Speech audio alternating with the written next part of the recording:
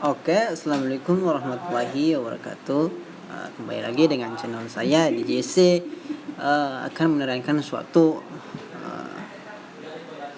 uh, dambaan terkait dengan keidealan suatu negara atau negara yang ideal. Negara adalah suatu organisasi yang terdapat sistem pemerintahan yang di dalamnya terdapat rakyat, wilayah, dan pemerintahan yang berdaulat. Sedangkan secara umum, negara yang ideal adalah sebuah negara yang memiliki unsur sebuah negara, yaitu terdapat wilayah, rakyat, dan pemerintah yang berdaulat. Namun tentu, unsur-unsur tersebut hanyalah sebagai syarat untuk disebut suatu negara.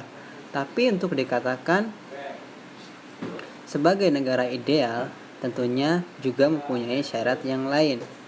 Negara ideal itu adalah negara yang mampu menegakkan hukum dalam negaranya dan mampu memberdayakan dan mensejahterakan rakyatnya, baik dari segi ekonomi, pendidikan, sosial, dan budaya.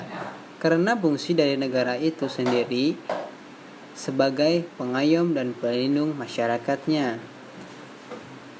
Dalam hal ini, apakah Indonesia termasuk dalam kategori negara ideal?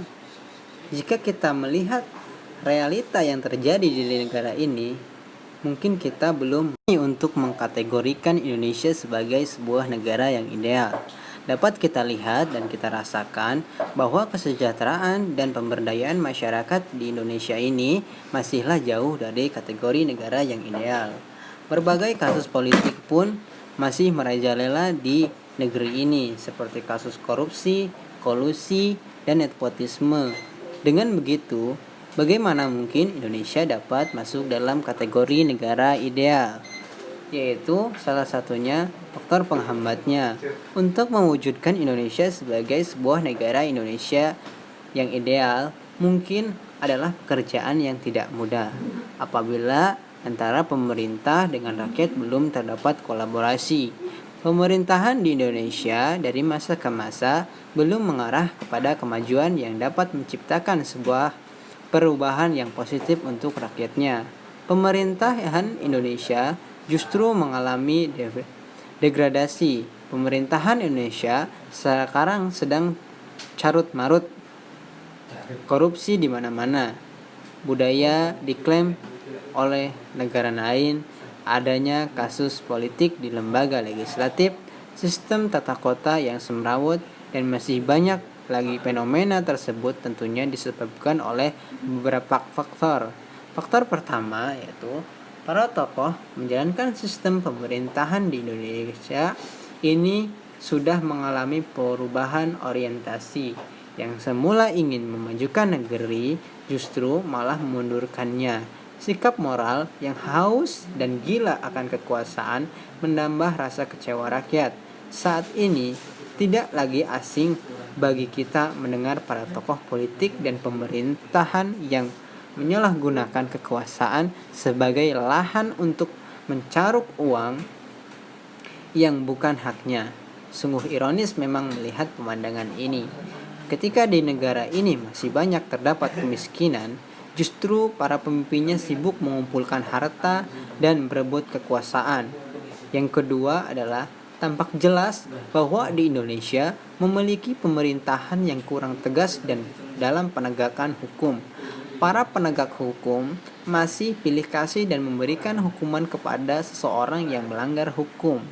Hal ini miris sekali kita lihat. Para koruptor dibiarkan bebas berkeliaran dengan kasus yang terbengkelai. Sementara itu, pencuri ayam sudah mendapatkan ketukan dari palu hakim akan kasusnya. Apa yang terjadi dengan negara hukum ini? Solusi dan upaya tentu memiliki sebuah negara yang ideal merupakan dambaan bagi setiap warga negara. Oleh karena itu, peran pemerintah lebih diperlukan tentunya untuk mengentaskan masalah kemiskinan. Pemerintah harusnya dapat menciptakan pemerintahan yang bersih, clean government. Penegakan di negara itu harus lebih dievaluasi kembali untuk menciptakan kepercayaan warga negara. Kehidupan rakyat yang sejahtera tentunya juga akan mendukung sebuah negara dapat masuk ke dalam kategori sebuah negara yang ideal. Pada generasi penerus, hendaklah juga ikut memberikan sumbangsi dan dukungan kepada pemerintah agar mampu menciptakan sebuah negara mapan serta ideal. Demikian sebuah ringkasan kecil dari harapan-harapan bangsa, harapan-harapan rakyat terkait dengan negara yang ideal.